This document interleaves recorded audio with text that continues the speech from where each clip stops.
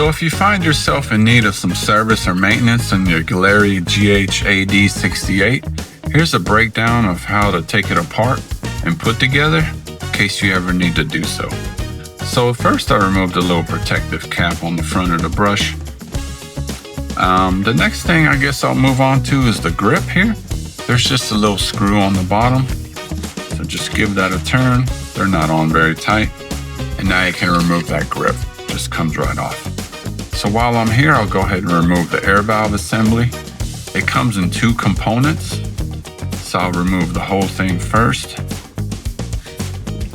and then take this apart. Be careful when doing so because now the spring and the plunger will fall right out, like so, and then the plunger. And that's pretty much it for those components. Now I will move to the back of the brush here. This is the fluid control knob. Depending where you set this will determine the range of motion of that trigger. So if you find a sweet spot of how much paint to come out, just set it there, and you can't pull the trigger any further than that. So I'll just unscrew that all the way. Normally you don't really do that too often, but for demo purposes of a breakdown, I'm removing that. Now you can remove the back handle. This will expose the needle and needle chuck. If it's working properly, that needle will move when you pull that trigger. If I loosen it, the needle shouldn't move at all. So I'll just take that off, and now I can take out the needle. Now the next part here is called your waist plate, connected to the body. There is a little tension on there, so hold on to it when you take it off, because that will expose the needle chuck and the needle spring.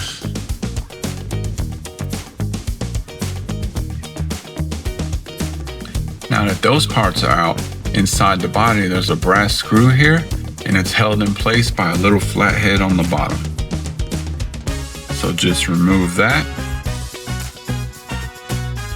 Any small precision screwdriver usually works. And then now I can take the brass screw out the body.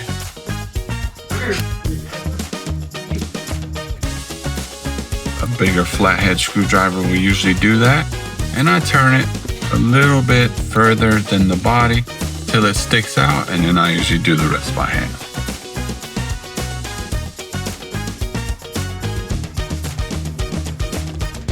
Now this will give you access to that spring inside there and the slide cam in the body.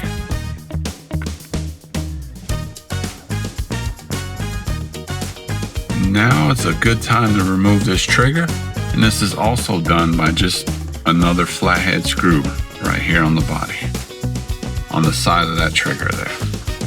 Let's give that a few turns and you can pull it right out. Now that trigger lever just comes right off. Now you have access to that packing screw. You don't need to remove the trigger for that, but it does help to see better. Now you just need a maintenance tool to put in there and just give it a turn.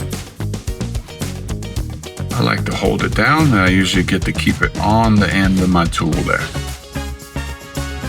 Sure. Okay, so now that's all that's left is the front of the brush itself. So you can just unscrew the protective round cover on the end of your air cap. Then the air cap itself. I like to hold it down so the nozzle doesn't take off on you or fly around anywhere, because it just rests inside there like so. And there's your breakdown of the Gaahleri GHAD-68. Now that you've done everything you can for the brush, serviced or maintained it, now it's time to put it back together. So I guess I'll start with the front end again and go in reverse order. I do like to keep them in some type of order or fashion when I break it down. That way if it's your first time or you're not too familiar with it, you kind of know where you left off on it. So I'll take my air cap and my nozzle and I'll rest it back inside there. Just give it a little push so it seats in place there, and then just screw it back on the front of the body. If it's not quite seated properly, you'll feel that tension right away. Hand tight is usually good enough. Now you can put on the protective round cover. I'll go ahead and reinstall the packing screw. Just put that on the end of your brush. Take note of that little O-ring on there. Definitely want to have that, a little seal on there. If this thing fails, you'll get paint all over your fingers. That's the main function of that seal. Just put it inside the body, give it a counterclockwise turn till you feel it click, and then tighten it up. You want it tight enough where the needle travels freely, but not enough where it's too loose. So now that that's in, I'll go ahead and grab my slide cam. Take note, if you did clean this, you do want to put some grease, packing grease back on the end of here or around the whole cam. That way it slides freely inside the body. You also want to take note of that little angle on here. You have to put it in this way so there's plenty of range of motion of that trigger. That angle needs to be facing forward and the right way. So just pop that in. Now you can put that slide cam spring back in and the screw that holds it in place. You're gonna have to put this in and turn it till the whole of that screw lines back up on the inside of the body. That way you can put that screw back in.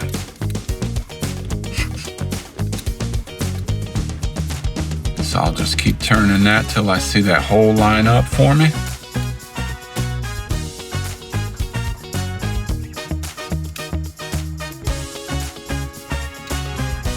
And now I can take that tiny screw, which will lock it in place, and tighten it back up.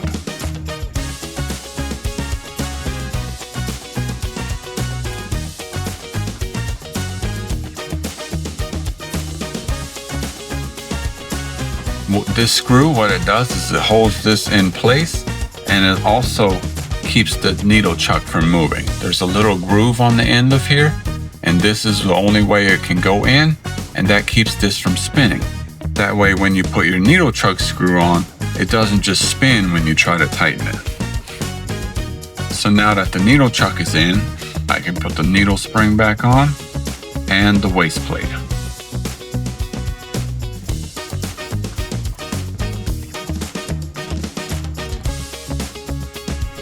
I think before I move on to some of these parts, I need to put the trigger back on.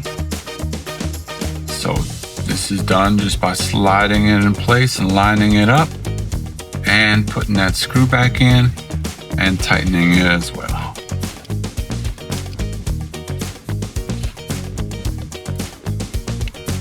Now I can put the needle back in. Well, no, I like to do this first. I put the needle chuck on, not completely, but this will give you a less likely chance of damaging the front end of your needle by sliding it through that hole. Once that's in place, you can tighten it up and give it a little trigger pull. Make sure everything's flowing freely and smooth and nothing's binding up. So now that that's on, you can put the back handle on and your fluid control knob.